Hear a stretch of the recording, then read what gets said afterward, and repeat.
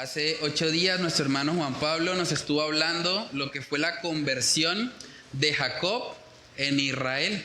Vimos que este hombre Jacob, que ha sido tan terco, que ha sido tan obstinado, que Dios le ha hablado de muchas maneras, a través de sueños, le ha reafirmado una y otra vez su promesa, incluso le ha respaldado de forma milagrosa, como cuando le ayudó precisamente en el trato que había con Labán y las ovejas. A pesar de todo eso, veíamos que Jacob seguía confiando más en sí mismo, confiando más en sus estrategias, y por eso el Señor tuvo que llevarlo a una situación donde Jacob tuvo que reconocer que Dios era lo único que tenía. Y a veces cuando las personas son obstinadas, tercas, el Señor tiene que llevarlas a un punto en la que tienen que reconocer, un punto en el que tienen que reconocer que solamente Dios puede ayudarles. Veíamos hace 8 días que Jacob se quedó solo. Se quedó solo y en ese momento de soledad tuvo un encuentro con un personaje muy particular que se describe ahí como un ángel de Jehová, y tuvo una lucha con él. Y parte de lo que este ángel hizo fue descoyuntarle la cadera. Saben que uno de los dolores más fuertes que puede llegar a experimentar un hombre precisamente tiene que ver con la cadera, porque la cadera de alguna manera afecta el nervio ciático. Yo recuerdo cuando mi esposa estuvo en embarazo y tuvo dolores en el nervio ciático. Ese dolor es bien intenso, es algo bien fuerte. Incluso en algún momento ella quedó totalmente paralizada, que no se pudo mover de la cama por causa del dolor. Y Dios, en esta lucha con Jacob, tuvo que precisamente golpearle ahí para mostrarle a él que no debía confiar en sí mismo, sino que debía confiar única y exclusivamente en Dios. Ahí en Génesis 32, versos del 30 al 31, vemos que dice: y llamó Jacob el nombre de aquel lugar Peniel, porque dijo: vi a Dios cara a cara y fue librada mi alma. Y cuando había pasado Peniel, le salió el sol y cojeaba de su cadera. Es interesante porque cuando habla ahí de que cojeaba de su cadera, en el idioma original fue una lesión permanente. No fue algo simplemente esa noche. De ahí en adelante, por el resto de su vida, Jacob sería un cojo. Cada paso que él daría de aquí en adelante le iba a recordar que no podía confiar en sí mismo, que tenía que confiar única y exclusivamente en Dios. Entonces, hermanos, aquí vemos que este hombre, por terco, por obstinado, tuvo que ser quebrantado. En otras palabras, este hombre pasó de la autosuficiencia a la humildad. Y nótese que él ahí reconoce que su alma fue librada. Él sabía que la batalla que estaba teniendo con este ángel le podía costar la vida. Si le descoyuntó la cadera, lo pudo haber destruido totalmente. Él no salió diciendo: yo le gané a Dios, soy muy fuerte. No. Él salió reconociendo: mi alma fue librada. Si Dios hubiese querido, me hubiese podido destruir, pero mi alma fue librada por causa de su misericordia. Entonces, hermanos, de aquí en adelante vamos a ver que ahora Dios va a tratar con Jacob ahora como una nueva criatura. Ya no va a ser más Jacob el suplantador, el engañador. Ahora Jacob se ha convertido en Israel, en una nueva criatura que está llamada a vivir conforme a la voluntad de nuestro Dios. Saben que de las primeras cosas que el Señor hace también cuando nosotros nos convertimos a Él es llevarnos a arreglar cuentas, llevarnos a pedir perdón a veces por cosas que hemos hecho.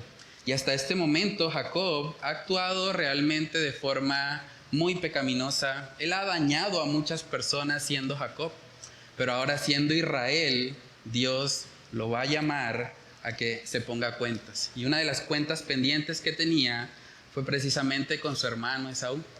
Él había salido huyendo porque su hermano Esaú lo amenazó de muerte cuando supo que él, a través de engaños, se quedó con la bendición que le pertenecía a él.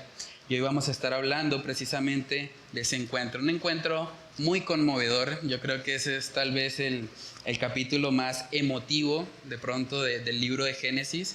pero vamos a ver cómo hay muchos principios ahí que realmente necesitamos aplicar a nuestras vidas. Voy a leer Génesis 33, los primeros 3 versículos, y comenzamos este tiempo con oración. Génesis 33:1 dice: alzando Jacob sus ojos, miró, y he aquí venía Esaú, y los 400 hombres con él. Entonces repartió él los niños entre Lea y Raquel y las 2 siervas, y puso las siervas y sus niños delante, luego a Lea y sus niños, y a Raquel y a José los últimos. Y él pasó delante de ellos y se inclinó a tierra 7 veces hasta que llegó a su hermano. Vamos a orar para pedir la dirección del Señor. Padre, te damos muchas gracias por permitirnos llegar, Señor, a este capítulo del libro de Génesis, un capítulo tan impactante, un capítulo que toca nuestras fibras, toca nuestras emociones, porque nos muestra realmente la necesidad que todos tenemos de reconciliación, de pedir perdón a aquellas personas a quienes hemos ofendido. Padre, ayúdanos a caminar en humildad. Ayúdanos a reconocer cuando pecamos en contra de alguien. Ayúdanos a no simplemente hacernos los sordos, a no simplemente evitar a esa persona o no hablarle. Ayúdanos más bien, Señor, a poder imitar esta conducta de Israel, que ahora entiende que tiene que enfrentar las cosas de las que ha estado huyendo. Y ayúdanos, Señor, para poder aplicar estos principios que vamos a estudiar en nuestras propias vidas para alabanza y gloria de tu nombre. Oramos, Señor, todas estas cosas en el nombre de Cristo Jesús. Amén y amén. Entonces, hermanos, tratemos de imaginarnos la escena. Tenemos a Jacob con la cadera descoyuntada. Tenemos a un Jacob cojo que de repente, dice ahí Génesis 33:1, alzando Jacob sus ojos, miró y he aquí venía Esaú y los 400 hombres con él. Yo creo que así él hubiese querido, no podía correr. Él alzó la mirada y dijo: no, yo aquí corro y estos me alcanzan en un minuto. Jacob estaba aprendiendo una lección muy importante, porque hemos visto a lo largo de este estudio, hemos visto que él era alguien que estaba dispuesto a mentir y engañar por temor a los hombres. Hemos visto también que tenía temor cuando su madre le dice que se ponga las vestiduras de Esaú para que reciba la bendición. Él tenía temor a que su padre le descubriera. Más que tener temor a pecar en contra de Dios, su temor era a las consecuencias. Vimos también que él prefirió incluso engañar a su jefe Labán con tal de no enfrentarse a la situación que estaba viviendo con él. El carácter de Jacob hasta este momento ha sido el carácter de una persona cobarde, de una persona que teme más a los hombres que a Dios, tristemente. Pero vamos a ver precisamente que parte de lo que Dios hace en la vida de este pecador es convertirlo de un cobarde a un valiente. Por eso el primer punto en esta mañana es un cobarde actuando con valentía. Imagínense 400 hombres. 400 hombres es prácticamente toda la cuadra en la que estamos. Y ese número de hombres, además hombres de caza, porque Saúl era un cazador, probablemente estaba relacionado con gente que sabía matar, gente que si tiraba una lanza iba a tener muy buena puntería. Y esos 400 hombres son los que ve Jacob. Imagínense el impacto que eso debió haberle causado. Pero es interesante porque podemos ver ahí que a pesar de eso, por primera vez Jacob decide ir adelante. Si miramos el capítulo anterior, en el capítulo 32, cuando él se entera del lugar donde está Esaú, lo que él hizo fue enviar manadas y enviar a siervos. Vayan y hablen con él y ofrézcanle cosas a ver si me perdona. Pero por primera vez en la vida de Jacob, vemos que él decide ir adelante. Él decide ocupar el rol que le corresponde como hombre, como cabeza de su hogar. Él coloca a sus esposas detrás y decide colocarse adelante. Dice ahí Génesis 3, verso 2, y puso las siervas y sus niños delante, luego a Lea y sus niños, y a Raquel y a José los últimos. Verso 3, y él pasó delante de ellos. y se inclinó a tierra 7 veces hasta que llegó a su hermano. Imagínense esa escena. Jacob está ahí acomodando a sus hijos, su ganado, todo lo que él tiene, y de repente dice: yo voy adelante. Yo voy a estar dispuesto a asumir las consecuencias. Yo fui el que engañó a mi hermano, yo fui el que pequé en contra de él, y si alguien ha de morir primero, seré yo. El cobarde que hemos visto capítulos atrás, ahora lo vemos actuando con valentía. Ahora está dispuesto a que lo maten. Nosotros sabemos el resto de la historia y podemos leerlo rápidamente, pero hasta este punto Jacob estaba dispuesto a morir. Hasta este punto Jacob era consciente: si tengo que entregar mi vida aquí, estoy dispuesto a hacerlo. Hermanos, y tenemos que tener mucho cuidado porque la cobardía, yo diría que es uno de esos pecados de los que tal vez no se habla mucho en las iglesias, o es uno de esos pecados que a veces podemos omitir o menospreciar, pero la realidad es que la Biblia nos habla de que la cobardía es un pecado, y es un pecado muy serio delante de Dios. De hecho, la lista de los que serán lanzados al lago de fuego empieza por los cobardes. La cobardía es un pecado muy serio. Ahora, la cobardía no solamente se ve cuando está en peligro nuestra vida. De pronto podemos pensar, bueno, los valientes son los que están dispuestos a ir y a morir, y bueno, de pronto podemos tener una visión más tal vez enfocada en las películas de acción. El valiente siempre es el que está dispuesto a ir y combatir y demás, pero en últimas hay muchas formas de cobardía en la Biblia. Y hay muchas cosas en las que el Señor nos advierte que como creyentes no debemos ser cobardes. Por ejemplo, la falta de perdón es cobardía. El haberse ido 20 años lejos de su hermano por temor a lo que hubiese pasado, a las consecuencias de su pecado, eso fue cobardía de parte de Jacob. Y la falta de perdón y reconciliación es cobardía. Y es algo en lo que podemos caer incluso como cristianos. Dice en Romanos capítulo 12, una carta que de hecho fue escrita a una iglesia. Está escribiéndole aquí el apóstol Pablo a cristianos, a creyentes. No le está escribiendo al mundo incrédulo, no le está escribiendo a aquellos que no conocen a Dios. Le está escribiendo precisamente a aquellos que lo profesan. Dice Romanos capítulo 12, verso 18. Si es posible, en cuanto dependa de vosotros, estad en paz con todos los hombres.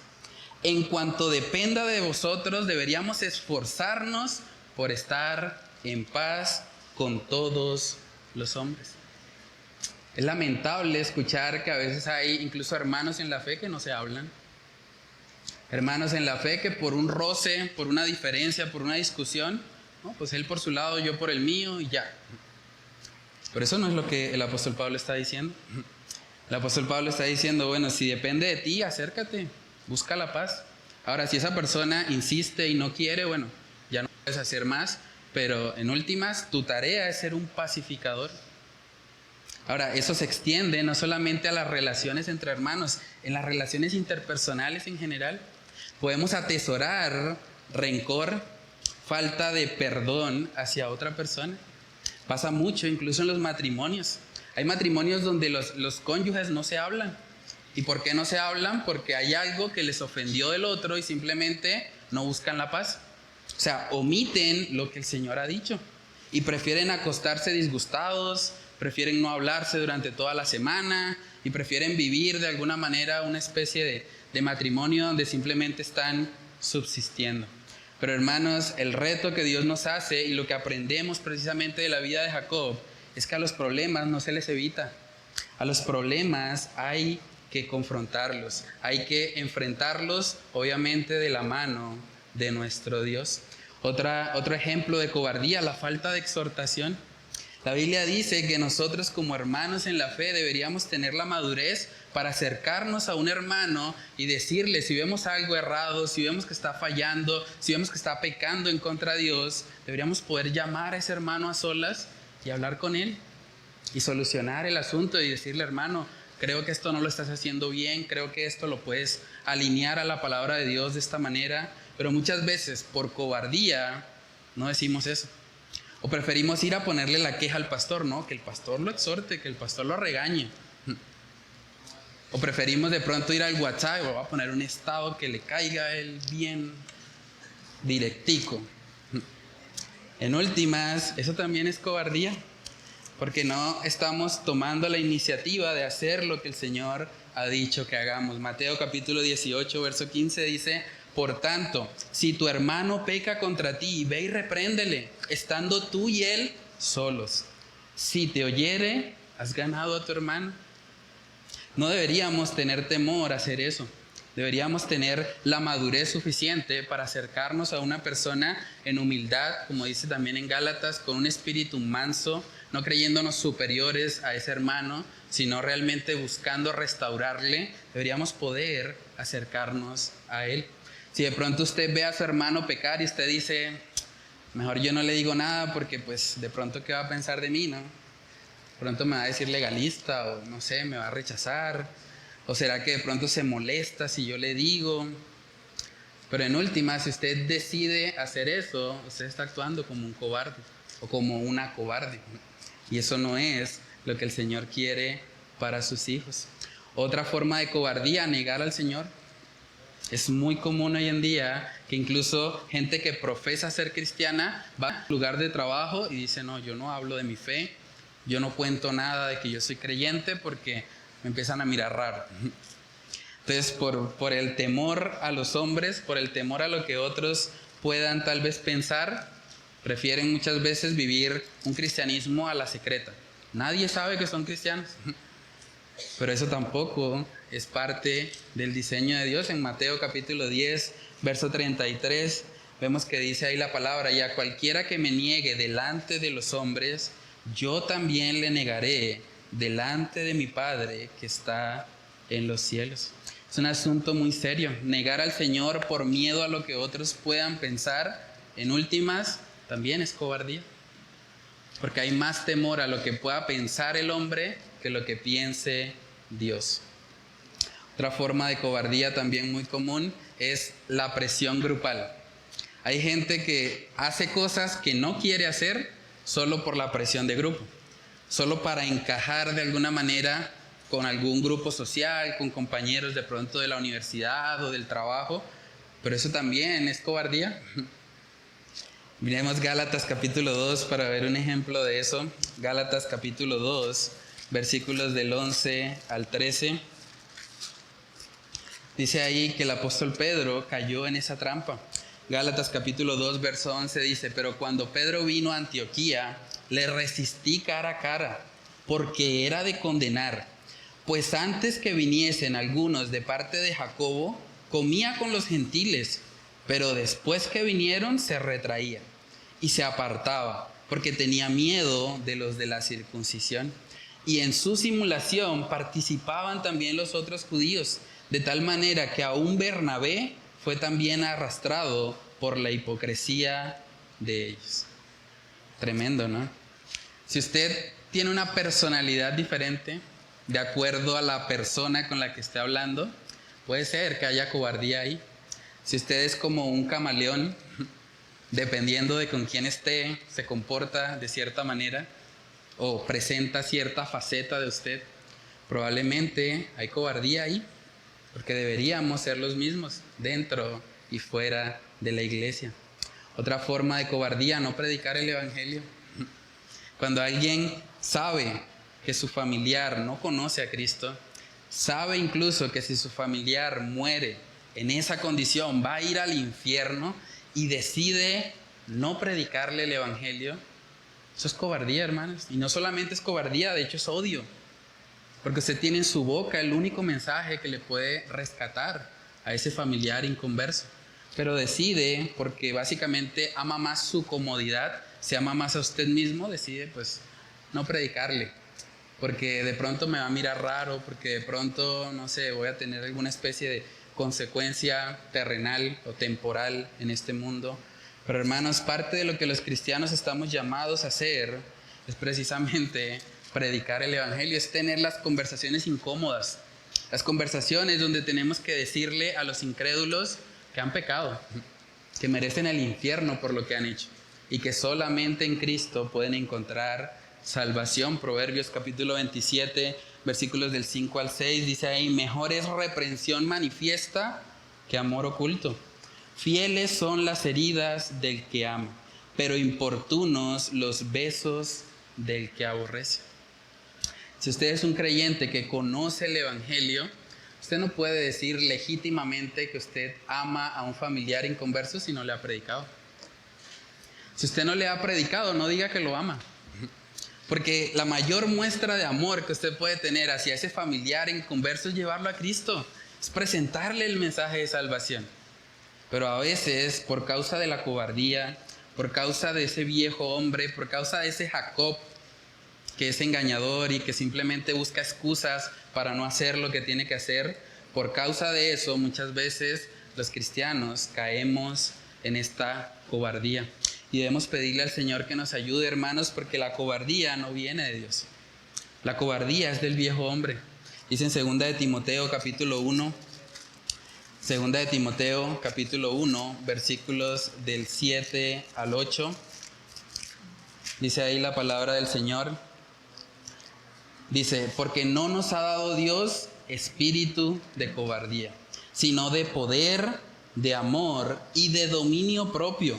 Por tanto, no te avergüences de dar testimonio de nuestro Señor, ni de mí, preso suyo, participa de las aflicciones por el Evangelio según el poder de Dios. Entonces, hermanos, si Dios no nos ha dado espíritu de cobardía, entonces ¿de dónde viene? ¿De dónde viene esa cobardía? Viene de nosotros, viene del pecado. Y debemos examinarnos, hermanos, porque la Biblia condena la cobardía. Si usted está todo el tiempo practicando eso, si usted es un cobarde tiempo completo, yo creo que todos de una u otra manera en algún momento de nuestra vida hemos caído en eso, pero si es una práctica habitual, si usted realmente se da cuenta que no hay poder en usted, que usted no puede predicar el Evangelio porque puede más el temor a los hombres, pues usted necesita examinarse. Porque puede ser que por causa de su cobardía permanente usted termine en el infierno. Apocalipsis capítulo 21. Apocalipsis capítulo 21, verso 8 dice: pero los cobardes e incrédulos, los abominables y homicidas, los fornicarios y hechiceros, los idólatras y todos los mentirosos tendrán su parte en el lago que arde con fuego y azufre, que es la muerte segunda. Nótese que la cobardía ahí está ligada con la incredulidad, porque en últimas lo que pasa en la mente de un cobarde es que él no cree en la palabra de Dios. Él no cree que lo que Dios ha dicho es mejor que su cobardía y por eso actúa de esa manera. Prefiere inventar 1000 excusas para mantenerse como un cobarde. Pero hermanos, debemos preguntarnos a manera de reflexión en este primer punto: ¿tú prefieres alejarte de los problemas como Jacob? ¿Prefieres simplemente evitar cualquier situación conflictiva, cualquier situación de pronto de tener una conversación incómoda? ¿Tú simplemente huyes de los problemas? ¿O estás entendiendo la importancia de enfrentarlos con valentía, con el poder que Dios da, con el Espíritu Santo, para que tú puedas solucionar aquello que de una u otra manera ha estado afectándote? ¿Saben que es mucho más fácil huir de los problemas? Por eso, cuando hay conflictos, mucha gente opta simplemente por no hablarse. Eso es lo fácil, eso es lo sencillo. No, tuvimos una diferencia, ya no le hablo, no le vuelvo a hablar y chao. Y es lamentable eso, porque como cristianos estamos llamados a ser pacificadores y a buscar la reconciliación. No deberíamos optar por la división, deberíamos optar más bien por la unidad. Así como Cristo en su gracia nos ha perdonado, como decía también nuestro hermano Ricardo en el devocional de inicio. En Cristo hemos sido perdonados, en Cristo hemos sido hechos cercanos a un Dios santo, santo, santo. ¿Quiénes somos nosotros para alejarnos de los que pecan contra nosotros? ¿Quiénes nos creemos? ¿Nos creemos mayores a Dios? Si Dios mismo, el Todopoderoso, el Creador del universo, acerca a aquellos a quienes le han ofendido, ¿Quiénes somos nosotros para alejarnos de ellos? Es lamentable eso. La falta de perdón hace que iglesias se dividan. La falta de perdón hace que matrimonios se dividan, que matrimonios terminen en un divorcio, algo que Dios aborrece. ¿Pero por qué? Porque precisamente no estamos meditando en lo que Dios ha hecho por nosotros. Cristo murió en nuestro lugar siendo impíos, siendo pecadores, siendo personas que le habíamos ofendido, incluso mucho más de lo que Jacob ofendió a Esaú. Pero aún así el Señor nos ha llamado a tener una relación íntima y cercana con Él. Pregúntate también, ¿tú prefieres no hablar de las situaciones difíciles? Pasa mucho en los matrimonios. Eso mejor no hablemos del tema. Mejor dejémoslo pasar. Porque para ponernos a pelear, entonces deje así, usted por su lado y yo por el mío. Pero ese es el diseño de Dios. Es importante poder hablar las cosas en el poder del Espíritu Santo con humildad y reconociendo nuestra parte, reconociendo nuestras propias fallas. Saben que acumular y acumular y acumular, en últimas, aunque parezca que hay una paz temporalmente, en últimas va a causar una olla de presión que se va a explotar y luego el daño va a ser peor. Entonces simplemente evitar el problema, en últimas y a largo plazo se convierte en un problema mucho más grande, mucho más severo. ¿Tú has optado simplemente por ese camino? Bueno, pues la indiferencia, omitir hablar de los temas difíciles. ¿Has perseguido el camino ancho de la división? ¿O estás persiguiendo el camino estrecho de la unidad? El camino que no todos quieren recorrer. Pregúntate también, ¿tú prefieres no acercarte a pedir perdón a alguien que tú sabes que lo has ofendido? Tú sabes que le has hecho daño, pero por tu orgullo dices no. Es que si le pido perdón, entonces no cambia. ¿Qué te hace pensar que no perdonarlo lo va a cambiar? Hay gente que dice, no, pastor, es que si yo llego a perdonar a esa persona, él vuelve a hacer lo mismo. ¿Y quién dijo que tu falta de perdón lo va a cambiar? Además, Dios es el que te manda a perdonarlo o a perdonarla. Dios es el que pide eso de ti. No tienes excusa. No puedes decir, pues yo no lo perdono porque yo lo estoy disciplinando. No, el que disciplina es Dios, no tú. Deja que Dios sea Dios y deja que Dios haga lo que tiene que hacer en la vida de esa persona a la que tú has ofendido. ¿Prefieres no hablar de Cristo en tu familia o en tu lugar de trabajo para que no te miren raro, para que no se burlen de ti, para que no te digan pastorcito, fanático, hermano malo, aleluyo? ¿Prefieres simplemente ocultar tu identidad como cristiano para encajar mejor ahí con los hombres? Eso puede ser también un síntoma de cobardía. Entonces, hermanos, la cobardía es algo muy amplio. Es algo que afecta en diferentes áreas de nuestra vida. Y es algo que Dios tuvo que tratar en la vida de Jacob. Después de Dios tratarlo, después de Dios tener ese encuentro con él a través de ese ángel con el que él luchó, después de eso, el Señor decide llevarlo a que se comporte valientemente. Llevarlo a que afronte las consecuencias de sus decisiones, aun si eso le costaba la vida. Y eso nos lleva al segundo punto en esta mañana. Y es que Jacob, en medio de su valentía, recibe una gracia inesperada. Segundo punto en esta mañana es que Jacob recibe una gracia inesperada. Yo creo que Jacob lo que menos se imaginó es lo que vamos a leer aquí en el verso 4. Yo creo que él estaba pensando, bueno, ¿cómo hago para que me mate más rápido y que no sea tal vez tan dolorosa mi muerte? Pero en este momento él experimentó algo que no esperaba y algo que tipificaba en últimas la gracia que Dios ha derramado por nosotros en Cristo Jesús. Génesis 33:4 dice, pero Esaú corrió a su encuentro y le abrazó y se echó sobre su cuello y le besó y lloraron. Imagínense eso. Dos hermanos que por 20 años han estado separados. Por 20 años no han tenido ningún tipo de comunicación. No podía llamar el uno al otro. No podía escribirle un WhatsApp. No podía hacer nada de eso. Por 20 años no se habían hablado. Y de repente se encuentran y Jacob, sabiendo lo que su hermano había dicho, la amenaza de muerte que había salido de su boca, Jacob decide humillarse y decide acercarse a su hermano, arreglar las cosas, aun cuando eso le podía costar su propia vida. Hermanos, Jacob estaba cojo. Dice ahí el texto que él estaba caminando y se inclinó a tierra 7 veces. O sea, tras de que estaba cojo, estaba tirado en la tierra, inclinado. Y podía simplemente Saúl, como un hombre cazador, como un hombre que sabía lanzar una lanza, podía perfectamente haberle quitado la vida. Esaú tenía esa potestad en ese momento. Un hombre que estaba acostumbrado a matar animales salvajes. Además, un hombre que no estaba solo, estaba con 400 hombres más. Sería difícil coger a un cojito tirado en el suelo y acabarlo. Hubiese sido fácil, ¿no?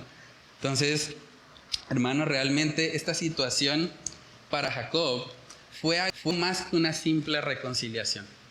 Cuando Jacob vio esa gracia, dice el mismo Jacob que él no vio simplemente a su hermano. La gracia que le estaba extendiendo Esaú aquí le apuntó a Jacob a la gracia de Dios. Le recordó un aspecto del carácter de Dios. Tenemos un Dios de gracia, hermanos. Todos nosotros, de una u otra manera, hemos sido como Jacob. Todos nosotros hemos mentido, hemos engañado, hemos hecho cosas que no le agradan al Señor. Y Dios tiene la potestad, así como Esaú tenía la potestad en ese momento, si quería, de haber matado a su hermano. De la misma manera, Dios tiene la potestad de acabar con nosotros, pero por gracia, por eso que humanamente tal vez nunca podamos comprender, el Señor decide amarnos en Cristo. Esta situación para Jacob fue un testimonio vivo de la gracia de Dios. El que tenía el poder para matarlo, decidió amarlo. ¿Qué nos recuerda eso? ¿Recuerdan la historia de la mujer adúltera? La mujer adúltera es sorprendida en el mismo acto del adulterio. Y van los escribas y fariseos y presentan a esta mujer delante de Jesús y le dicen: esta mujer fue encontrada en el mismo acto del adulterio. ¿Qué hacemos con ella? Y yo creo que estaban ahí frotándose las manos y pensando: le va a dar la primera pedrada, ¿dónde se la va a dar? Y Jesús, muy sabiamente, lleno de gracia y de verdad, le dice a esta mujer, o le dice a aquellos que le acusaban: el que esté libre de pecado, tire la primera piedra. Y uno por uno se fueron yendo. Y al final el Señor le habla a esta mujer y le dice: bueno, ¿dónde están los que te condenaban? Se fueron, no hay ninguno. Jesús le dice: vete y no peques más. La gracia de Dios, hermanos. Esto que acabó de suceder aquí es una antesala de la gracia salvadora. Génesis capítulo 33, si seguimos leyendo, nos damos cuenta que Jacob lo interpretó así. Dice en el verso 4: pero Esaú corrió a su encuentro y le abrazó, y se echó sobre su cuello y le besó, y lloraron. Y alzó sus ojos y vio a las mujeres y los niños y dijo: ¿quiénes son estos? Y él respondió: son los niños que Dios ha dado a tu siervo. Luego vinieron las siervas, ellas y sus niños, y se inclinaron. Y vino Lea con sus niños y se inclinaron, y después llegó José y Raquel y también se inclinaron. Y Esaú dijo: ¿qué te propones con todos estos grupos que he encontrado? Y Jacob respondió: el hallar gracia en los ojos de mi Señor. Y dijo Esaú: suficiente tengo yo, hermano mío, sea para ti lo que es tuyo. Y dijo Jacob: no, yo te ruego, si he hallado ahora gracia en tus ojos, acepta mi presente, porque he visto tu rostro, óigase bien, como si hubiera visto el rostro de Dios. Pues que con tanto favor me has recibido. Acepta, te ruego, mi presente que te he traído, porque Dios me ha hecho merced y todo lo que hay aquí es mío. E insistió con él y Esaú lo tomó. Era tan grande la gracia que Saúl estaba dando a este hermano Jacob, que le había ofendido, que había una enemistad con él, que él simplemente pudo pensar: esto solamente puede venir de Dios. ¿Cómo me puede perdonar si no he hecho más que ofenderle? Yo creo que Jacob estaría pensando, y probablemente entre lágrimas estaría diciendo, pero ¿por qué, hermano? ¿Por qué me estás tratando así? Si yo fui tan malo contigo, desde que naciste te cogí del calcañar. Siempre quise ocupar tu lugar, fui tu suplantador. Te quité la primogenitura usando mis estrategias, mis habilidades culinarias. Te robé la bendición colocándome tus vestiduras. ¿Por qué me amas? ¿Por qué me extiendes gracia? Eso no tiene sentido. ¿Por qué me besas y me abrazas como si yo hubiese sido un buen hermano? Eso es contrario a lo que yo esperaba que tú hicieras. Yo esperaba que tú acabaras conmigo. Déjame darte todo lo que tengo, todo lo que soy, todo te pertenece, tómalo. Y Esaú ahí en medio de todo pensando, no, hermano, no necesito nada de eso. No necesito que me des tus regalos para amarte. Te amo porque eres mi hermano. Te amo porque a pesar de tus fallas estoy dispuesto a amarte en últimas como Cristo amó. Estoy dispuesto a amarte como el Salvador, no por lo que tú hayas hecho, no por tu desempeño, no porque seas bueno, no porque lo merezcas. Te amo simplemente porque decido hacerlo. Y es una muestra increíble de la gracia de Dios. De hecho, muchos comentaristas bíblicos concluyen a partir de esta escena de que probablemente en esos 20 años que Jacob y Esaú estuvieron separados, algo pasó con Esaú. Porque este Esaú no parece ser el impío que se casó con mujeres incrédulas, no parece ser aquel que también era autosuficiente y confiaba en sus habilidades. Este Esaú está perdonando como Dios perdona, como Cristo perdona. Es impresionante. Algunos concluyen que probablemente durante ese periodo de tiempo Esaú tal vez fue salvo. Y hay algunos textos donde de pronto se puede de alguna manera concluir eso. Pero debemos tener cuidado. En últimas, pues no sabemos con total seguridad si Esaú haya sido salvo o no. Pero lo que sí podemos saber es que una evidencia de que una persona ha nacido de nuevo es que tiene la capacidad de perdonar. Y de perdonar lo que incluso para otros sería imperdonable. Solamente una persona que está en el Evangelio puede perdonar a aquel que le ofende. Solamente una persona que está en el Evangelio puede perdonar a aquel que intencionalmente le quiere hacer daño. Solo el Evangelio puede hacer eso. Solo el Evangelio puede hacer que una madre perdone al asesino de su hijo. Solo el Evangelio puede hacer que una mujer perdone a un violador, a alguien que activamente le hizo daño. Mateo capítulo 6, versos del 14 al 15, dice ahí la palabra de Dios: porque si perdonáis a los hombres sus ofensas, os perdonará también a vosotros vuestro Padre Celestial. Pero oígase bien, mas si no perdonáis a los hombres sus ofensas, tampoco vuestro Padre os perdonará vuestras ofensas. Este texto no quiere decir que la salvación sea por perdonar. Eso no es lo que está enseñando. Pero lo que sí nos está mostrando es que alguien que genuinamente ha sido perdonado tiene la capacidad de perdonar. Alguien que genuinamente ha sido perdonado por Dios, ha contemplado la ofensa que él mismo ha hecho en contra de Dios y cómo él en su gracia, en su amor, en su misericordia le ha perdonado y está capacitado para también perdonar. Hermanos, ninguna falta que alguien haya cometido en contra nuestra se compara con la falta que nosotros hemos cometido en contra de Dios. Ninguna. Es que, pastor, usted no sabe lo malo que es ese hombre y lo malo que me ha hecho, y ese hombre no merece nada.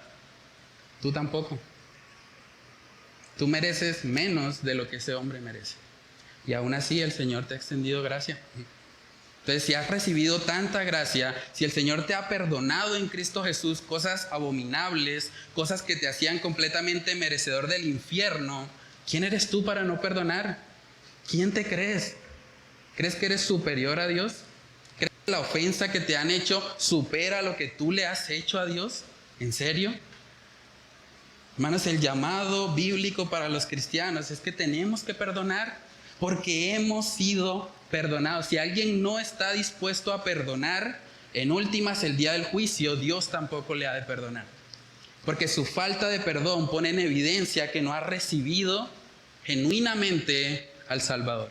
No ha comprendido la magnitud de lo que Dios ha hecho a su favor. Hermanos, hay muchos ejemplos en la Escritura donde vemos que se nos presenta el Evangelio como algo totalmente inmerecido, como algo que realmente la persona merece lo opuesto a lo que está recibiendo. Pero es precisamente ese el Evangelio de gracia. Ese es el Evangelio que un día nos salvó, porque nosotros éramos los que merecíamos la condenación. Dice en Lucas capítulo 15, esa es otra historia bastante conocida de las Escrituras, la famosa historia del padre con el hijo pródigo, o la parábola del hijo pródigo. Dice en Lucas capítulo 15, verso 18, después de que este hijo pródigo reclamó su herencia, algo que realmente era bastante ofensivo en la época, porque la herencia solamente se podía dar o habitualmente se daba después de la muerte del padre. Y este hijo le dice a su papá, papá, ¿sabe qué? Prefiero que estés muerto. Entrégame lo que me corresponde, porque de nada me sirve que tú estés con vida. Dame esa herencia que voy a ir y voy a malgastarla. Es algo totalmente opuesto a lo que uno quisiera como padre escuchar. Y miremos la reacción. Lucas capítulo 15, verso 18. Después de haber hecho eso, después de haberse malgastado la herencia, dice ahí en el 18, me levantaré e iré a mi padre. Y le diré, Padre, he pecado contra el cielo y contra ti. Ya no soy digno de ser llamado tu hijo. Hazme como a uno de tus jornaleros. Y levantándose vino a su padre. Y cuando aún estaba lejos, lo vio su padre y fue movido a misericordia. ¿Pueden ver el paralelo con la historia de Jacob y Esaú? Dice, verso 20, y levantándose vino a su padre y cuando aún estaba lejos, lo vio su padre y fue movido a misericordia y corrió y se echó sobre su cuello y le besó. Y el hijo le dijo, Padre, he pecado contra el cielo y contra ti, y ya no soy digno de ser llamado tu hijo. Pero el padre dijo a sus siervos, sacad el mejor vestido y vestidle, y poned un anillo en su mano y calzado en sus pies, y traed el becerro gordo y matadlo, y comamos y hagamos fiesta, porque mi hijo muerto era y ha revivido. Se había perdido y es hallado. Y comenzaron a regocijarse. Es impresionante la gracia. Eso tipifica el Evangelio. Estaba dispuesto este padre que había sido ofendido por su hijo, ese hijo desagradecido, ese hijo que prefería verlo muerto, ese hijo que despilfarró toda la herencia que él le había dejado. Ese hijo regresa y este padre, en vez de darle con la correa, en vez de disciplinarlo, en vez de ejercer algún tipo de juicio sobre él, decide amarlo. Decide darle gracia. Decide preparar una fiesta como si él hubiese sido el mejor hijo de todos y exaltarle. Hermanos, ¿saben que todos estábamos en una condición así? Todos nosotros, en últimas, estábamos en una condición semejante a la del hijo pródigo, semejante a la de Jacob, habiendo ofendido a nuestros hermanos, a nuestro prójimo. Pero en nuestro caso, la situación era mucho peor, porque no simplemente habíamos pecado contra un padre terrenal, o en el caso de Jacob, no solamente habíamos pecado en contra de un hermano de sangre, habíamos pecado en contra al creador del universo entero, en contra a Dios, aquel que creó todas las cosas y las sostiene por medio de su poder. Contra ese ser infinitamente superior a nosotros, habíamos pecado. De hecho, había una enemistad entre Dios y los hombres. Y fue por causa de la obra de Cristo en la cruz del Calvario que ahora, pecadores indignos como nosotros, enemigos por naturaleza de Él, podemos, por gracia, sentarnos a su mesa. Colosenses capítulo 1, versos del 21 al 22. Dice ahí la palabra, y a vosotros también, que erais en otro tiempo extraños y enemigos, óigase bien, enemigos en vuestra mente, haciendo malas obras, ahora os ha reconciliado en su cuerpo de carne por medio de la muerte, para presentaros santos y sin mancha e irreprensibles delante de Él. Cada vez que un pecador se arrepiente, cada vez que un pecador viene a Cristo, lo que está pasando es una reconciliación mucho mayor que la que hubo entre Jacob y Esaú. El Dios 3 veces santo está perdonando y nos está uniendo a Cristo por gracia, sin merecerlo, porque no hay nada bueno en nosotros, no hay nada que nos haga merecedores de ese amor. Pero aún así, como dice en Efesios, Dios, que es rico en misericordia y por su gran amor con que nos amó, envió a su Hijo Jesús, para que ahora tú y yo podamos acercarnos, para que ahora podamos ser tratados incluso de forma más excelente de la que fue tratado el hijo pródigo cuando regresó, de una forma más amorosa de la que fue tratado Jacob con su hermano Esaú. Tenemos ese acceso en Dios. Y yo me pregunto realmente, si tú no has tenido una situación en tu vida donde tú has contemplado el amor de Dios así, es probable que tal vez tú no le conozcas. Si tú realmente nunca has estado en una situación en la que tú te has visto como Jacob, completamente merecedor de un castigo, merecedor de la muerte, merecedor del infierno mismo, si tú nunca te has visto de esa manera, es probable que tú no le conozcas. Es probable que tal vez seas un simpatizante más, alguien que le gusta la palabra de Dios, le gusta venir a la iglesia, le gusta escuchar sermones, pero realmente no ha impactado tu vida. Si tú no has tenido un momento en tu vida en el que has llorado por tu pecado y le has dicho, Señor, yo sé que merezco el infierno, yo sé que si tú decides en este momento lanzarme a las llamas eternas, sería algo completamente justo, porque es lo que merezco por mi iniquidad. Si tú no has tenido esa convicción de pecado en tu corazón, tal vez tú no le conoces. Si tú no has llegado al punto de preguntarte, Señor, ¿por qué tú me amas si yo no he hecho más que ofenderte? ¿Por qué tú me amas si yo he sido un enemigo tuyo? Si te he ofendido intencionalmente. No por ignorancia, voluntariamente lo he hecho. He pecado en contra de ti.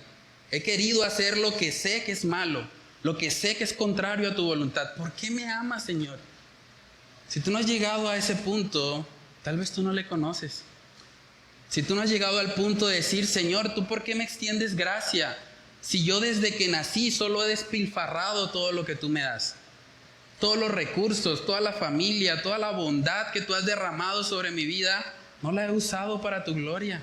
He sido peor incluso que ese hijo pródigo, porque todo lo que tú me has dado no lo he usado para ti. Si tú nunca te has preguntado, Señor, ¿por qué me amas? Si durante toda mi vida yo solamente te he engañado, así como Jacob a Esaú.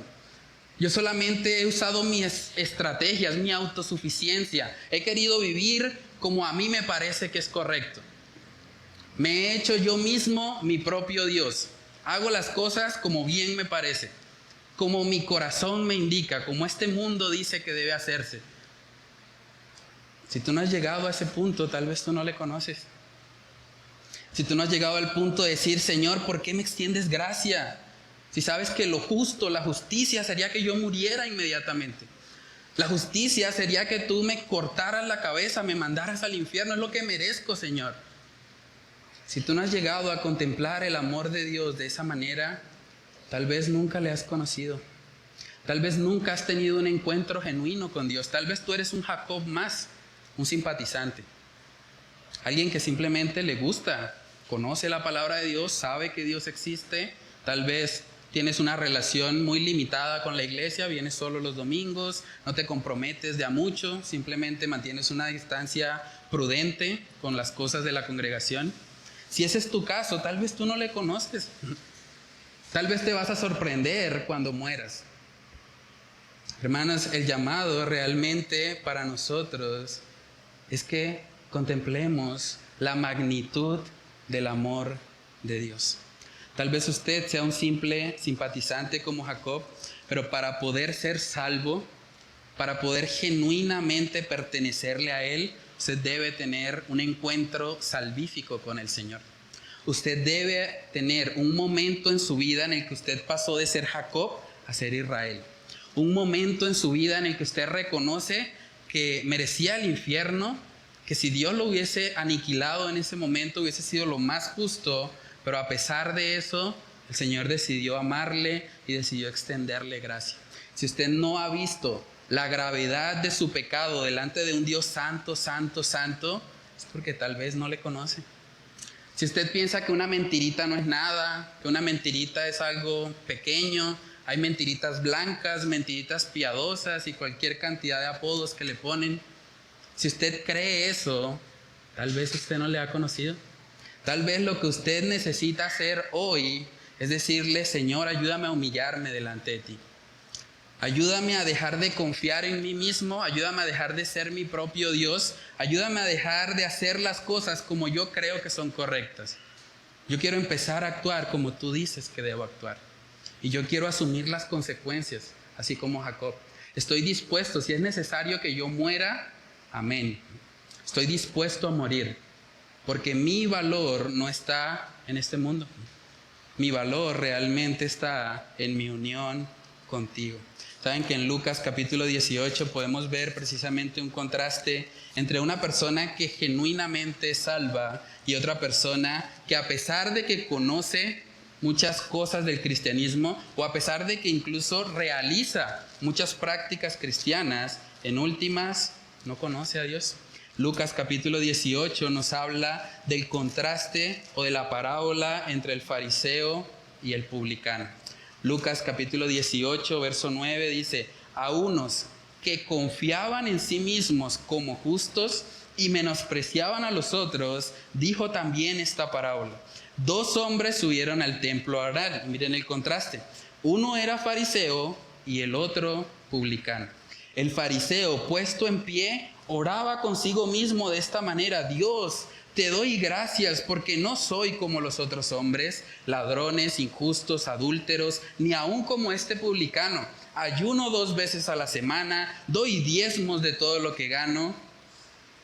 Mas el publicano, estando lejos, no quería ni aun alzar los ojos al cielo, sino que se golpeaba el pecho diciendo: Dios, sé propicio a mí, pecador.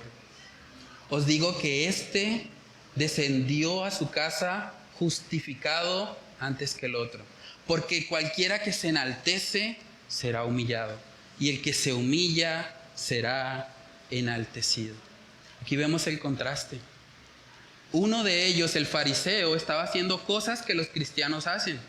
Estaba orando, estaba yendo al templo, estaba ayunando, estaba diezmando. Probablemente si usted le preguntaba al fariseo, él decía: yo soy salvo, yo estoy más cerca a Dios que los demás. Pero en últimas, delante de Dios, el fariseo era totalmente ajeno a una relación con Él.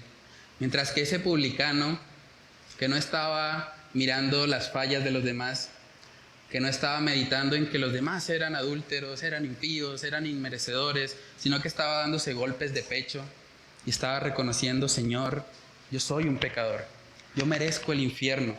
Señor, lo único que me puede rescatar es que la propiciación de tu Hijo sea aplicada a mi alma. Por eso Él dice: Dios, sé propicio a mí. En otras palabras, Dios, aplaca tu justa ira, porque sé que es lo que merezco. Sé que esa es la condenación que yo debería recibir. Aplaca tu justa ira, Señor, para que no muera como lo que sé que soy, un vil pecador. Entonces pregúntate tú en esta mañana: ¿cuál de esos 2 personajes te pareces más? ¿Confías más en ti mismo? ¿Eres un fariseo del siglo XXI? ¿Te crees superior moralmente a los demás? ¿Tú te dedicas simplemente a hablar de las faltas de otros, de los pecados de otros, para así de alguna manera olvidarte de tu propio pecado, para no tratar con lo que tú sabes que tienes que tratar? Es triste eso. Hoy en día hay muchas personas, con el auge de las redes sociales, es muy fácil tener acceso a información bíblica, a información de sana doctrina. Y hay mucha gente que conoce un montón de información, pero en sus vidas prácticas Están totalmente alejados de lo que publican. Están totalmente alejados de incluso esos predicadores famosos de internet que ellos tal vez están posteando todos los días, pero vas y miras sus vidas y no hay nada ahí. No hay nada de lo que ellos aparentan ser. Y es lamentable, porque es la actitud de un fariseo. Yo creo que muchos tal vez dirían, tratando de acoplar un poco el discurso del fariseo a nuestra época, muchos tal vez dirían hoy en día, bueno Señor, yo te doy gracias porque yo soy miembro de una iglesia bautista, una iglesia de sana doctrina, una iglesia bíblica. El culto en mi iglesia, ordenado. Cantamos himnos espirituales. No obligamos a nadie a diezmar porque el diezmo no es obligatorio. Y predicamos expositivamente. En otras palabras, somos la cúspide de la espiritualidad. O algunos dirían, bueno, gracias Señor, porque yo no soy como esos pentecostales carismáticos que la pasan disque hablando en lenguas en el culto, eso es un desorden, es que remolineando en la alabanza, predicando textos fuera de contexto, se la pasan haciendo pactos en el tiempo de la ofrenda. Gracias Señor, porque no soy como ellos. No me malinterpreten, la doctrina es importante, debemos conocer la doctrina y debemos tener un celo doctrinal. Pero si usted todo el tiempo se dedica simplemente a mirar las fallas de otras iglesias, de otros ministerios, de otras congregaciones, y no está dedicando tiempo a mirar su propio pecado, usted es un fariseo. Usted es un fariseo porque usted se enfoca en el pecado de los demás y no en el propio. ¿De qué nos sirve atacar el error en otros ministerios si no estamos atacando primeramente nuestro propio pecado? ¿De qué nos sirve hablar tajantemente de aquellos que consideramos que están muy mal en la doctrina, que están haciendo cosas muy malas? ¿De qué nos sirve ser tan tajantes con ellos si en última no estamos siendo tajantes en nuestras propias vidas, en nuestras casas, en nuestros hogares? ¿De qué sirve eso? Es fariseísmo. Realmente nuestra actitud debería ser, sí es cierto, hay muchos errores, hay muchas cosas que como cristianos tenemos que levantar siempre el estándar de la Escritura, pero más que enfocarnos en lo que otros están haciendo mal, deberíamos enfocarnos en lo que nosotros mismos tenemos que corregir. Porque hay mucho más trabajo que hacer en nuestras propias vidas que en últimas lo que hay que hacer en las vidas de los demás. Este publicano estaba enfocado en sí mismo. Se estaba dando golpes de pecho porque él sabía, yo tengo tantos pecados que no tengo tiempo ni siquiera para ponerme a mirar el pecado de los demás. En estos momentos mi alma merece el juicio de Dios. Mientras que el fariseo optó simplemente por mirar las fallas de los demás para no enfocarse en las propias, para de esa manera creerse superior a otros. Y tenemos que tener mucho cuidado porque la Biblia dice que ese tipo de conductas es algo abominable delante de Dios. Que usted simplemente profese a Dios pero no lo viva, a Dios le da asco. Siendo honestos. Tito capítulo 1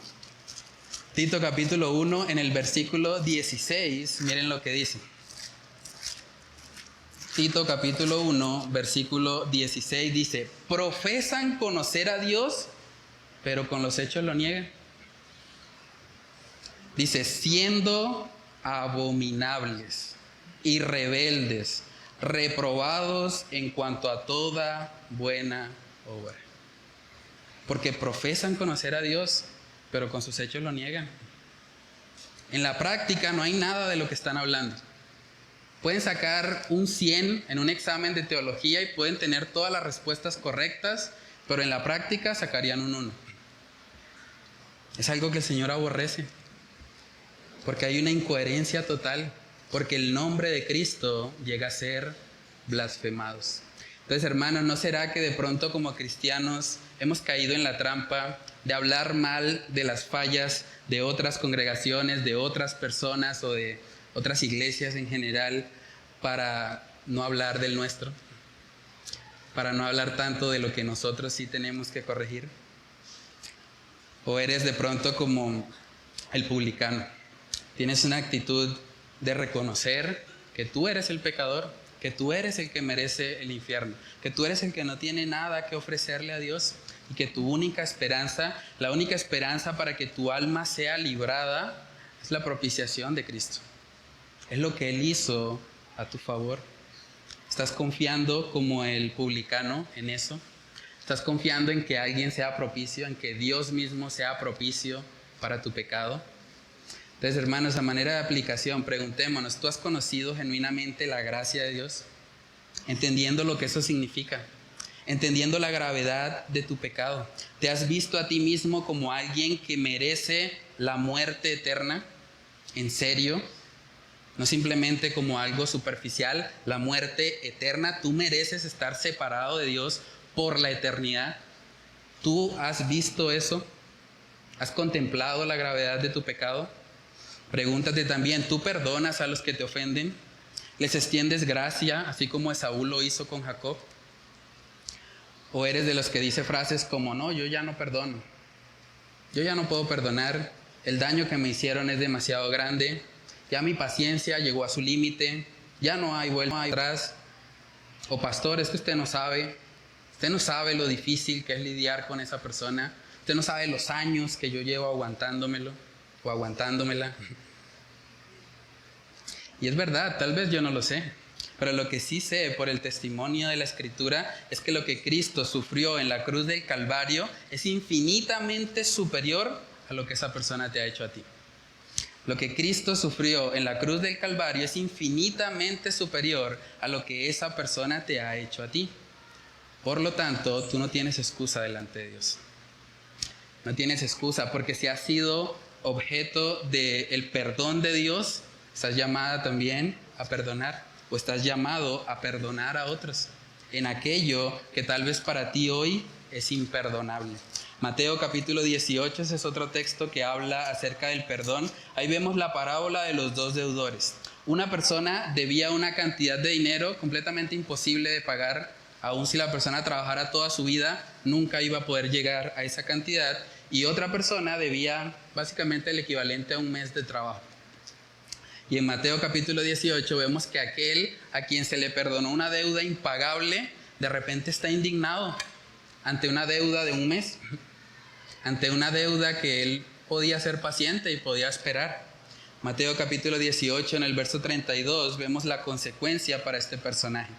Dice ahí, entonces llamándole su señor, le dijo, siervo malvado, toda aquella deuda te perdoné porque me rogaste.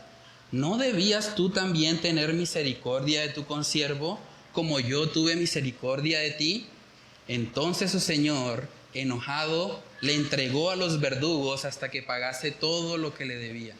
Así también, óigase bien, mi Padre Celestial hará con vosotros si no perdonáis de todo corazón, óigase bien, de todo corazón, cada uno a su hermano sus ofensas. Si tú no perdonas de todo corazón al que te ha ofendido, es porque tú no conoces el amor de Dios. Es porque tú no has meditado lo suficiente en esa obra tan grande que Él hizo para salvarte. Porque tu deuda era impagable. Tu deuda era algo que tú nunca ibas a poder pagar. Pero Dios en su infinita misericordia te perdonó en Cristo Jesús. Así que ahora tú no tienes excusa para no perdonar a aquel que te hace una falta mucho más pequeña de la que tú has hecho en contra a Dios.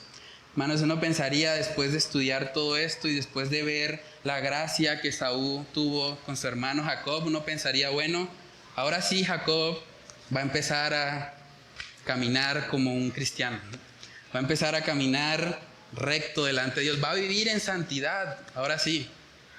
Pero tristemente, vamos a ver que no fue así. El tercer y último punto es que la conversión no mata al viejo hombre. La conversión no mata al viejo hombre. Ojalá fuera así. Pero la realidad es que cuando nos convertimos al Señor, cuando Él nos da una nueva identidad en Cristo, tenemos que aún luchar con nuestra naturaleza pecaminosa. Y tristemente, Jacob decide hacer lo que su viejo hombre hacía. Decide mentir. Miremoslo, Génesis capítulo 13, verso 12 dice, y Esaú dijo, anda, vamos y yo iré delante de ti. Y Jacob le dijo, mi señor sabe que los niños son tiernos y que tengo ovejas y vacas paridas, y si las fatigan, en un día morirán todas las ovejas. Pase ahora mi señor delante de su siervo, y yo me iré poco a poco al paso del ganado que va delante de mí, y al paso de los niños hasta que llegue a mi señor a Seir. Y Esaú dijo, dejaré ahora contigo de la gente que viene conmigo. Y Jacob dijo, ¿para qué esto? Halle yo gracia en los ojos de mi señor. Así volvió Esaú aquel día por su camino a Seir. Y Jacob fue a Sucot y edificó allí casa para sí, e hizo cabañas para su ganado. Por tanto, llamó el nombre de aquel lugar Sucot. Después Jacob llegó sano y salvo a la ciudad de Siquem, que está en la tierra de Canaán, cuando venía de Padán Aram, y acampó delante de la ciudad. Y compró una parte del campo donde plantó su tienda de mano de los hijos de Hamor, padre de Siquem, por 100 monedas. Y erigió allí un altar y lo llamó Elohe Israel. Entonces aquí podemos ver que van a salir estos dos hermanos y Jacob dice, hermano, pues es que los niños, usted sabe que ellos caminan lento y las ovejas no las puedo presionar, ustedes son hombres fortachones, vayan ustedes adelante. Y Esaú dice, no, pero entonces te voy a dejar a alguien aquí como para que esté contigo y te vaya guiando en el camino. No, tranquilo, hermano, váyanse todos ustedes adelante y nos vemos allá, nos vemos en Seir. Pero ¿para dónde se fue Jacob? Según el texto, se fue para Sucot. En otras palabras, engañó a su hermano y le dijo, vete allá, que allá nos vemos, dentro de poco tiempo yo te alcanzo, y terminó yéndose a otro lado. Y no sabemos, la Biblia no nos especifica cuál fue la razón por la cual Jacob dijo esta mentira. Puede ser que tal vez él haya tenido miedo de que de pronto, no sé, Esaú se le pasara la emoción del momento y se acordara de lo que él le hizo y le pudiese de alguna manera agredir. Puede ser que tuviese temor a perder posesiones materiales. No sabemos, la Biblia no nos dice con detalle cuál es la razón de esta mentira. Algunos comentaristas bíblicos, tratando de limpiar un poco la imagen de Jacob, dicen, bueno, pues tal vez es que como Esaú tenía mujeres impías y pues él tenía niños pequeños, entonces como que él no quería que esa mala influencia de pronto de las mujeres de Esaú fuese a ser vista de pronto por sus hijos que estaban en tierna edad, ¿no? No sabemos, pero en últimas, aun si esa última fuera la razón, nada justifica la mentira. Eso no era excusa para que él tuviera que mentirle a su hermano. De hecho, lo que él ha venido aprendiendo es que él tiene que aprender a enfrentar los problemas. Él debía haber dicho en ese momento, bueno, hermano, vete tú para allá y yo voy para Sucot porque tengo otra cosa que hacer. Pero saben, hermanos, que generalmente, sobre todo los pecados que tienen que ver con nuestro carácter, casi siempre no se van después de la conversión. Si una persona es iracunda, probablemente cuando venga Cristo va a seguir luchando con la ira, porque eso es un problema del carácter. A veces son un poco más sencillos los pecados que tal vez tienen que ver con algo externo a nosotros, pero cuando son pecados del carácter, probablemente vamos a pasar toda la vida lidiando con eso. Pero eso no justifica de ninguna manera a Jacob. Jacob simplemente está menospreciando la gracia que Dios le había extendido y queriendo nuevamente hacer las cosas a su manera, volviendo a su viejo hombre, a su vieja identidad. Entonces, cuando uno ve esto, hermanos, es fácil indignarse. Yo cuando leía eso, yo decía, es increíble, yo lo hubiese matado a Jacob. Ese hombre, tanta gracia, tanto favor, tanta misericordia, y todavía sigue mintiendo. Llega a ser a veces algo que nos indigna, ¿no? Y ahí se levanta muchas veces el fariseo que tenemos dentro y nos rasgamos las vestiduras y decimos, ese Jacob no merece ser cristiano, ese Jacob no merece ser salvo. Pero la pregunta correcta no es cómo Jacob puede ser tan perverso y Dios aún así amarlo. La pregunta correcta sería cómo Dios puede amarme a mí, que soy peor que Jacob. ¿Cómo Dios puede amarme a mí, que a diferencia de Jacob tengo toda la Biblia? Jacob no tenía eso. ¿Cómo Jacob puede amarme a mí, que tengo el Espíritu Santo? Si soy cristiano, he sido sellado con el Espíritu Santo. El Espíritu Santo vive en mí y aún así lo he entristecido. Y aún así lo he apagado muchas veces. Esa sería la pregunta correcta. Entonces, mi querido amigo fariseo que de pronto se indigna al ver el pecado de otros, al ver el pecado de Jacob y minimizas tu propio pecado, déjame preguntarte honestamente, ¿tú crees que eres mejor que Jacob? ¿Tú crees que tú lo hubieses hecho mejor que él? ¿Tú crees que tú no hubieses mentido si hubieses estado en su lugar? Hermanos, ver la historia de Jacob, lejos de indignarnos por ver su pecado, debería más bien advertirnos de lo que el pecado puede hacer. De lo que el pecado puede hacer en nuestras propias vidas. Porque este hombre acababa de recibir una gracia totalmente inmerecida, totalmente inesperada, y después de estar llorando allá con su hermano en una reconciliación hermosa y conmovedora, salió a pecar. Así de malo es el corazón humano. Y por eso dice la palabra que nosotros, aun siendo creyentes, debemos despojarnos de ese viejo hombre. Y es algo que requiere intencionalidad. Si usted no trabaja fuertemente en su santificación, su carne lo va a vencer. Y su pecado se va a llegar a enseñorear sobre su vida. Y si eso sucede de forma permanente, es porque tal vez tú no eres un hijo de Dios. Efesios capítulo 4, verso 22, dice ahí la palabra, hablando precisamente de la responsabilidad que tenemos en nuestra santificación, dice Efesios 4, 22, en cuanto a la pasada manera de vivir, despojados del viejo hombre. Eso es un mandato, eso es un imperativo, eso es algo que el Señor nos está ordenando hacer.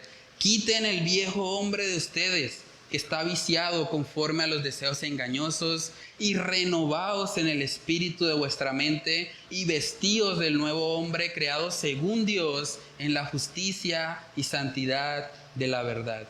Óigase bien, por lo cual, desechando la mentira, hablad verdad cada uno con su prójimo, porque somos miembros los unos de los otros.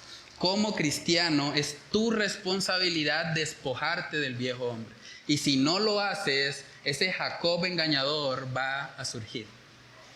Va a nacer otra vez. Y necesitas precisamente hacerlo morir. Hay que matar al viejo. No al papá, al viejo hombre. Hay que matarlo. Hay que hacerlo morir. Y la forma de hacerlo morir es precisamente con el Espíritu.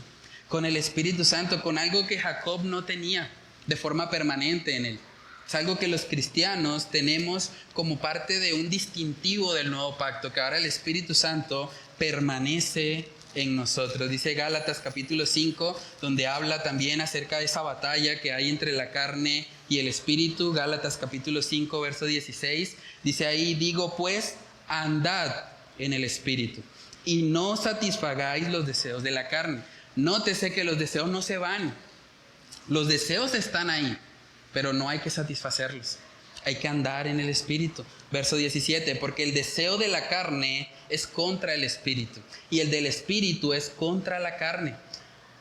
Y estos se oponen entre sí para que no hagáis lo que quisieres. Déjame preguntarte en esta mañana, ¿tú estás andando en el Espíritu? ¿Tú estás andando en el Espíritu o estás realmente satisfaciendo los deseos de tu carne? ¿Estás viviendo en comunión con Él? ¿Estás orando todos los días? ¿Estás leyendo tu palabra, la palabra de Dios? ¿Estás entonando cánticos espirituales? ¿Estás siendo intencional en despojarte de ese viejo hombre? ¿Te estás apartando de la mentira que es completamente contraria al carácter de Dios? Nuestro Dios es veraz. Jesús mismo dijo, yo soy la verdad y la vida. ¿Estás realmente buscando santificarte día a día por el poder del Espíritu Santo en ti? Es nuestra responsabilidad, hermanos. El hecho de que nos hayamos convertido a Cristo, si es genuina nuestra conversión, no implica que el viejo hombre ha muerto. Decía un predicador, pensé que el viejo hombre había muerto en las aguas del bautismo, pero me di cuenta que el desgraciado sabía nadar. Y es la realidad. Tenemos que luchar contra esa vieja naturaleza. Tenemos que esforzarnos, porque si no tenemos cuidado, vamos a estar viviendo como Jacob, aún siendo Israel. Vamos a estar permitiendo que esa vieja naturaleza nos domine. En este momento, por razones que el texto no nos dice explícitamente, Jacob decide mentir, decide dejar que su hermano se vaya en otra dirección y decide él irse para otra. Entonces, hermanos, ya a manera de conclusión, hemos visto hasta aquí, en el primer punto, vimos que Jacob, a pesar de que había sido un cobarde toda su vida, de repente, por la gracia de Dios en él y por esa transformación que el Señor había hecho, pasó a ser un hombre valiente y pasó a afrontar con valentía las consecuencias de sus actos. La realidad para nosotros hoy es que el pecado nos vuelve cobardes. ¿Qué pasó en el principio en el jardín del Edén cuando el hombre pecó? ¿Qué fue lo primero que hizo? Ocultarse de Dios. Se convirtió en un cobarde. El pecado hace que el ser humano sea un cobarde, que no quiera enfrentar a Dios, que no quiera asumir la responsabilidad de lo que ha hecho. Pero lo que el Espíritu Santo hace en nosotros es que nos lleva a reconocer que a pesar de nuestra indignidad debemos acercarnos a Dios. Y que si Él decide acabarnos, decimos amén, porque sabemos que es lo que merecemos. Y si Él decide extendernos gracia, nos gozamos y nos alegramos porque sabemos que Dios es nuestro Salvador. Es fácil vivir el cristianismo a tu manera. Es fácil llevar la vida según lo que dicta tu corazón. Ese es el mensaje de este mundo. Haz lo que sientas en tu corazón. O haz lo que te haga feliz. Al hombre sin Cristo lo hace feliz el pecado. Al hombre sin Cristo, el corazón engañoso le va a decir, peca. Ve y haz lo que Dios aborrece.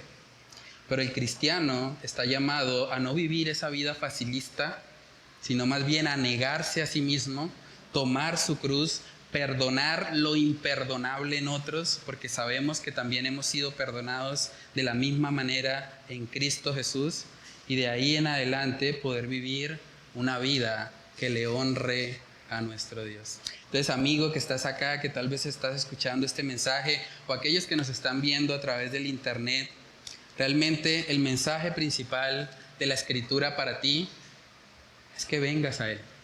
Isaías capítulo 1, ya con esto termino, Isaías capítulo 1, versos del 18 al 20. Me encanta ese texto porque ahí vemos la invitación del Señor. Dice Isaías 1:18, venid luego, dice Jehová, y estemos a cuenta.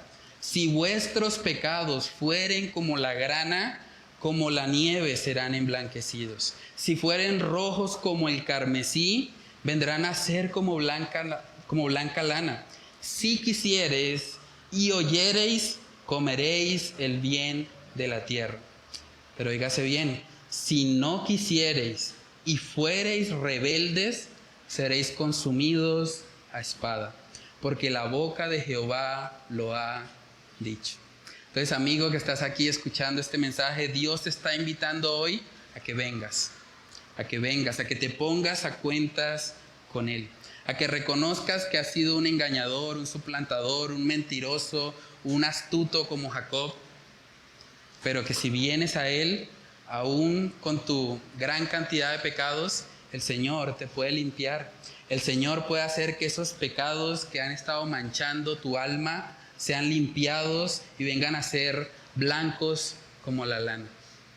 Pero si tú simplemente decides omitir ese llamado, si tú decides vivir tu vida como bien te parece y rechazas continuamente este mensaje, no hay más esperanza para ti. Si no quisieres y fueres rebeldes, en última serás consumido y tendrás que ir al infierno a pagar por aquello que tú has hecho en contra a tu Creador, en contra de aquel que te formó desde el vientre de tu madre y que te dio una ley para que obedecieras, pero que tú no obedeciste y que preferiste seguir viviendo tu vida como bien te parece. Si tú decides eso, delante de Dios serás un cobarde, porque es de valientes reconocer al Señor, es de valientes reconocer que hemos pecado y es de valientes estar dispuestos a rendir nuestras vidas delante de Dios, reconociendo, Señor, merezco el infierno, pero haz de mí lo que tú quieras.